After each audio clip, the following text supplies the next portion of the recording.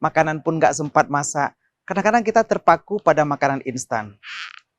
Ketika kita di pagi hari, makanan ini seakan-akan berlari-lari dan akan naik turun di posisi kita. Bahkan kadang-kadang kita pun tak mampu untuk meraih makanan ini.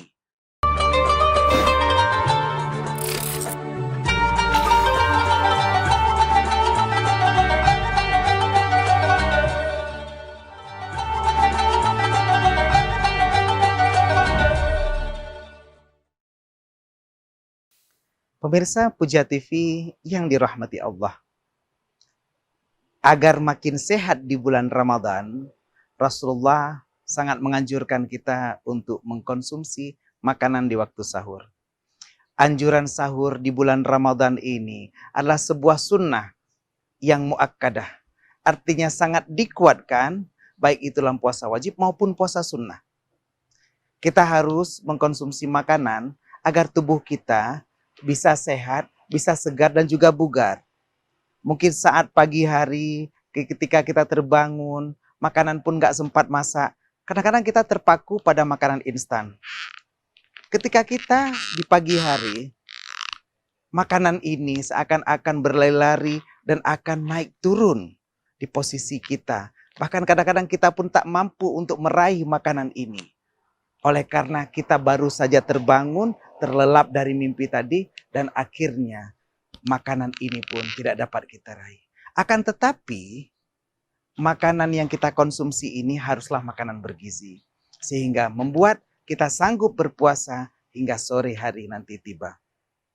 Ma'asyiral muslimin wa zumratal mu'minin rahimakumullah. Sahur di bulan Ramadan adalah sebuah sunnah daripada Rasulullah. Dan ini merupakan hal yang memang ditekankan dalam agama. Waktu sahur sendiri adalah sebuah waktu yang sangat sering diulang Allah dalam Al-Quran. Ali Imran ayat 17. Al-mustaghfirina bil ashar, dan orang yang beristighfar di waktu sahur. Mereka inilah yang selalu meminta keampunan dosa di waktu sahur tiba. Wabil asharihum yastaghfirun. Az-Zariyat ayat 18. Berarti kita harus menggunakan waktu sahur selain untuk mengkonsumsi makanan, juga untuk meminta ampun, memohon ampunan dari dosa-dosa kita. Dalam hadis Bukhari dan Muslim juga dijelaskan, istaharu, tasaharu fa inna fis sahuril barakah.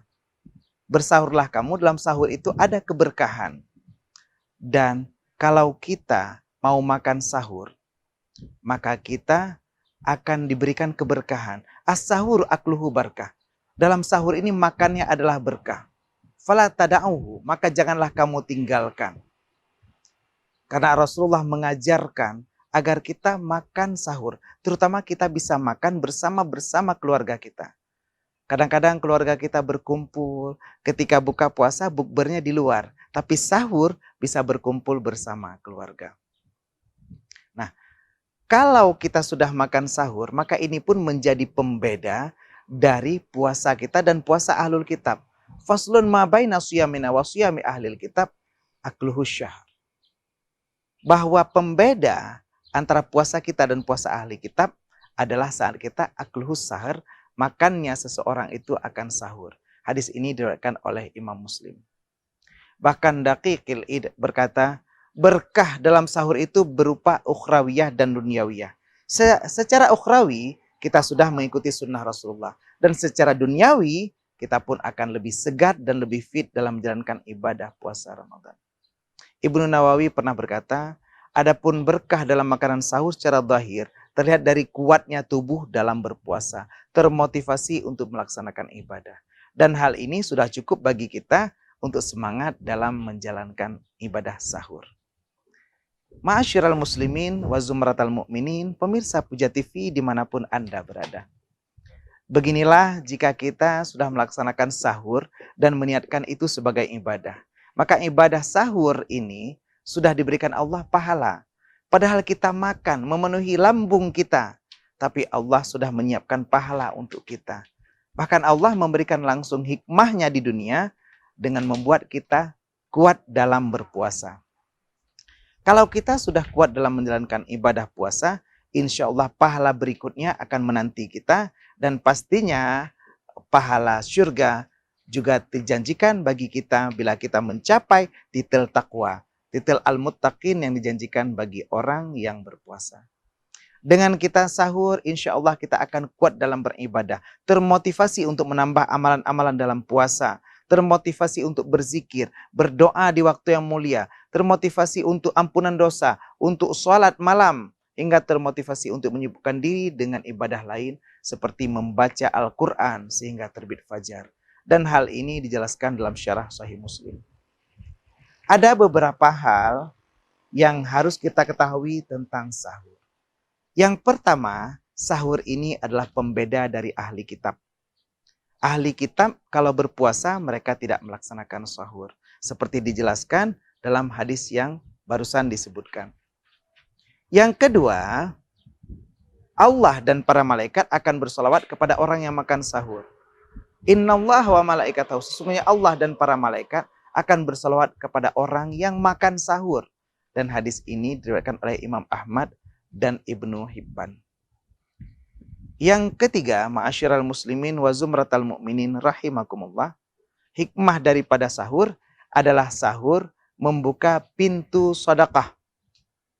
Karena kalau kita makan sahur dan kita berpuasa bersama, maka kita bisa menyedekahkan makanan kita kepada orang lain dengan mengajak sahur bersama, terutama anggota keluarga kita.